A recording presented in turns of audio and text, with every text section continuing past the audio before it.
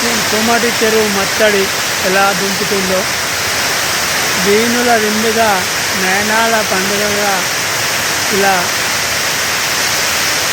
గలగల ప్రవహించే నీటి ఉద్ధృతి మనకు దీనుల విందు చేస్తూనే తన పని తాను చేసుకుంటూ హాయిగా సాగరం వైపు సాగుతూనే ఉంటుంది. అలాగే మనం కూడా మన పనులన్నీ సహజంగా ఆగకుండా చేసుకుంటూ పోయిన ప్రతి వారు విధేయులే అవుతారన్నది మనకు కృష్ణ గీత కూడా చెప్తుంది. కాబట్టి కర్తవ్యమే ముఖ్యము. ఆ కర్తవ్యాన్ని చేసిన వారు అందరూ కూడా విజయులు అవుతారని, విజయులు కావాలని ఇంకా మనకు ప్రకృతి నియమానుసారంగా తెలియజేస్తూనే ఉంటుంది.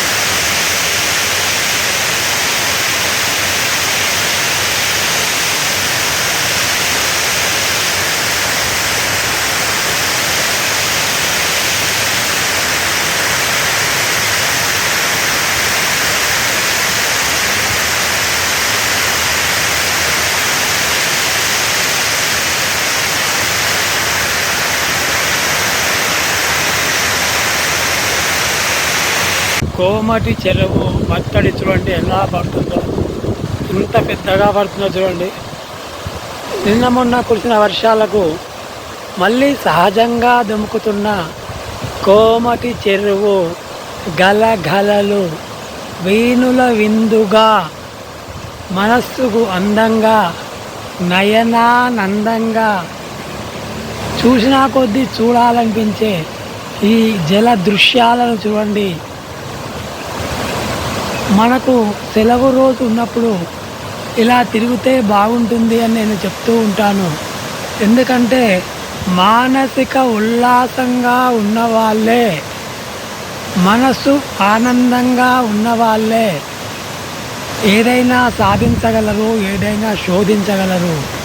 కాబట్టి మీరంతా కూడా ఇలాంటి దృశ్యాలను చూసి ఆనందించాలని.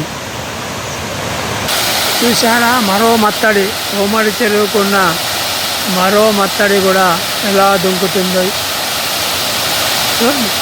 ఒక్కొక్క ఎత్తు నుంచి ఎలా నీళ్లు సహజంగా పారుతూ గలగలలతో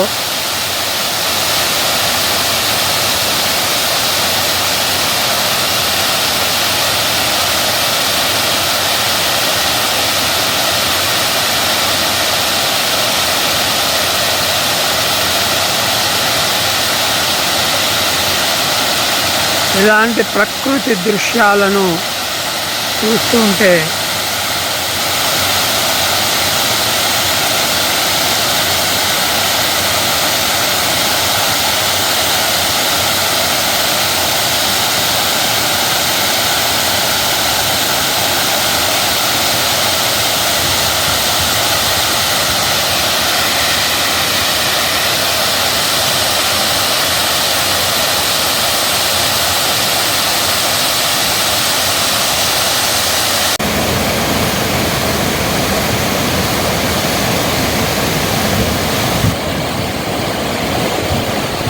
పాలధారల లాంటి ఆ మత్తడి దుముకుతుంటే చూడాలి.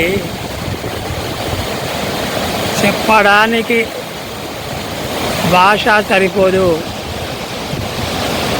జిహ్వ సరిపోదు.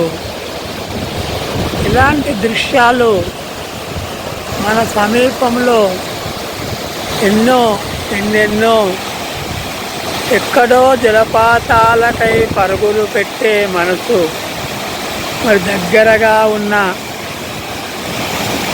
ఇలాంటి దృశ్యాలను వీక్షించడానికి ఎందుకు కుతూహలపడదో మీరే చెప్పాలి. ఎందుకంటే తాను మెచ్చిందే రంభ, తాను నచ్చిందే అన్నట్టుగా ఇలాంటి సన్నివేశాల్లో చూస్తే